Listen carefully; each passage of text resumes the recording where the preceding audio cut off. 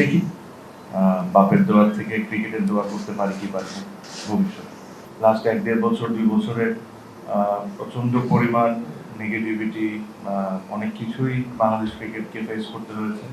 আমি মনে প্রাণে আশা করি আজকের ইলেকশনের পর আমরা একটা পজিটিভ ওয়েতে সামনের দিকে আগাতে পারবো।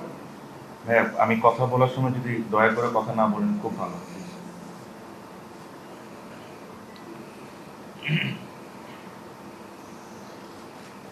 ফোনটা রেখে দিন ভাইয়া, একটা প্রেস কনফারেন্স চলছে। Thank you.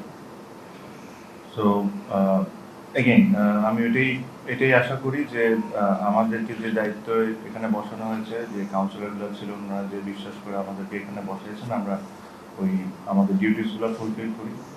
ডিউটিসটা আমি খুব ভালো করে জানি যে খুব সহজ না, সামনে অনেক কঠিন পথ আসবে।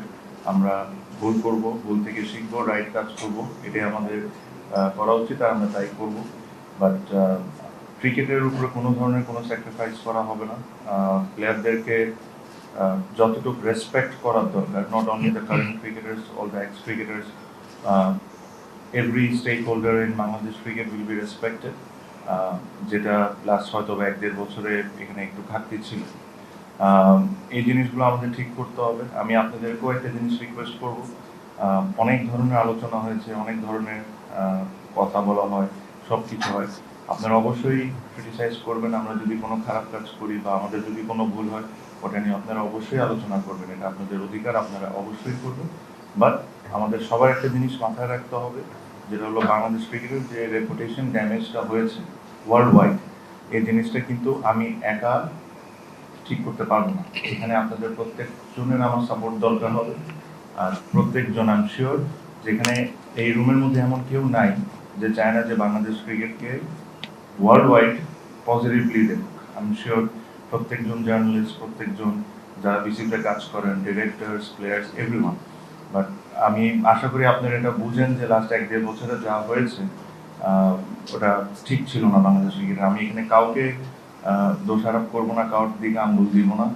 বাট যেটা হয়েছে ওটা অ্যাডমিট আমাদের করতে হবে। আর আমাদের যদি এই জায়গা থেকে বের হয়ে আসতে হয়, এটা আমার পক্ষে একা করা সম্ভব না। এটা আপনাদের সবার সাপোর্টটা আমার দরকার হবে। আমরা একসাথে মিলে এই যে বাংলাদেশ ক্রিকেটের যে রেপুটেশন ড্যামেজটা হয়েছে, এই জিনিসটা আমাদের ঠিকঠাক করতে হবে। তার মানে এটা না যে যদি কোনো ভুল হয় আমাদের যে ওটা নিয়ে আপনারা আলোচনা করবেন না, আপনারা অবশ্যই আলোচনা করবেন, আপনারা অবশ্যই ক্রিটিসাইজ করবেন, এটা আপনাদের রাইট।